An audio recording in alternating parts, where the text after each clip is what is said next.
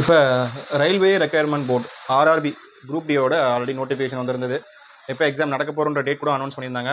17/11/2025 start ஆகி டிசம்பரில் முடியும் அப்படின்ற மாதிரி ஆர்ஆர்பி குரூப் டிக்கு டேட் வந்து அனௌன்ஸ் பண்ணியிருந்தாங்க. அதில் மேலே பார்த்தீங்கன்னா அந்த அனௌன்ஸ் பண்ணியிருந்த டேட்டில் மேலே பார்த்தீங்கன்னா டென்டேட்டிவ் இருக்கலாம்ன்ற மாதிரி தான் சொல்லியிருந்தாங்க. ஓகேங்களா, சரிங்களா, கன்ஃபார்ம் அப்படின்ற மாதிரி சொல்ல, அதுக்காக அந்த டென்டேட்டிவ்ன்ற வேர்டை யூஸ் பண்ணியிருந்தாங்க.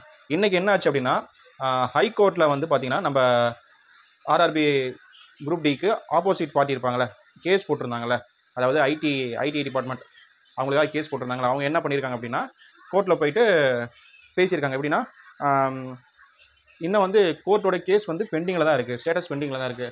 அதுக்குள்ளே நீங்கள் எப்படி வந்து நீங்கள் எக்ஸாம் ஸ்டார்ட் பண்ணுற டேட்டை வந்து அனௌன்ஸ் பண்ணலாம் அப்படின்ற மாதிரி போயிட்டு அங்கே பேசியிருக்காங்க. ஆனால் அது வந்து இன்றைக்கி எந்த ஹியரிங்கும் நடக்கலை.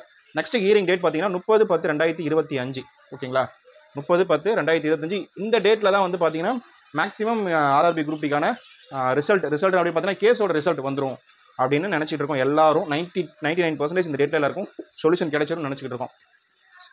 இப்போ ஆர்ஆர்பி என்ன பண்ணலாம் அப்படின்னா, ஆல்ரெடி நான் உங்களுக்கு டேட் கொடுத்துட்டேன், இந்த டேட்டில் வந்து அவங்க ஓகே அப்படின்ற மாதிரி பாசிட்டிவாக ஒரு கேஸ் ஃபேவராக ஆயிடுச்சு அப்படின்னா 17லேருந்து எக்ஸாம் நடத்த அதிக சான்சஸ் இருக்குது. அப்படியும் இருக்கலாம்.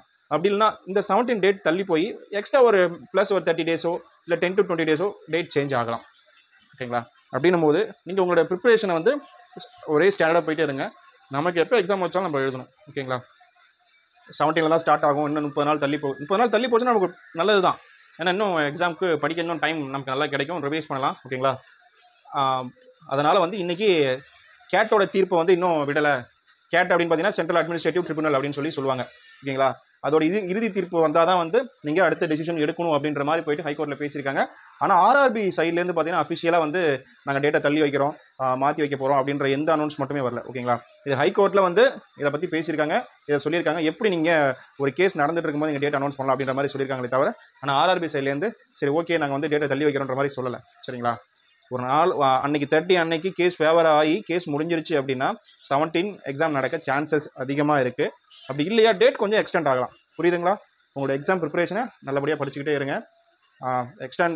டேட் எக்ஸ்டெண்ட் ஆச்சுன்னா இன்னும் நல்லது தான். ரிவைஸ் பண்ணுறதுக்கும் படிக்கிறதுக்கும் இன்னும் டைம் நமக்கு கிடைக்கும். ஓகேங்களா, நிறைய பேர் வந்து பார்த்தீங்கன்னா எக்ஸ்டெண்ட் ஆகிறதே கொஞ்சம் ஃபீல் பண்ணுவாங்க, என்னடா டக்குன்னு முடிச்சுட்டு அடுத்த வேலையை பார்க்கலாம் அப்படின்ற மாதிரி நினைப்பீங்க.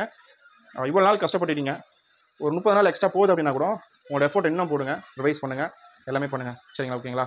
இல்லை இந்த டேட்லேயும் நடக்குது அப்படின்னாலும் ஆல்ரெடி நீங்கள் படிச்சிருக்கீங்க, அந்த டேட்டில் நீங்கள் கரெக்டாக என்ன அப்படின்றத படித்து எக்ஸாம் எழுதுங்க. சரிங்களா.